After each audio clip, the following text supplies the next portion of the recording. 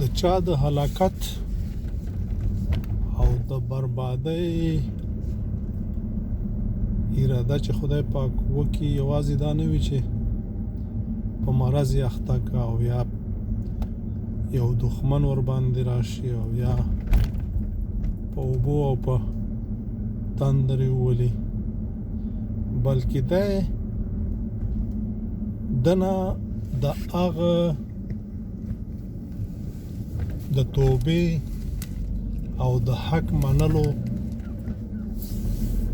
ماده سلب کې بیخي تنې واخلي، بد کوي ورباندې ویاړي، ظلم کوي ورباندې ویاړي، ګناه کوي او ښه په پوهېږي او وایي چې نه مړه دا شی دی، ان تر دې چې په همدې کې هلاک شي، مرګ ورته راشي. د خدای عذابونه مختلف، ځنې ډېر دردونکي وي. موږ او تاسې خو دې ته درد وایو چې یو سړی د کمر لاندې شي، تندر په راشي، اوبه یې ویسي، دیوال لاندې شي، څوک یې وولي، څوک یې ووژني او داسې نور. بلکې ځنې پیښې داسې دردونکي وي چې هغه دوامدارې وي او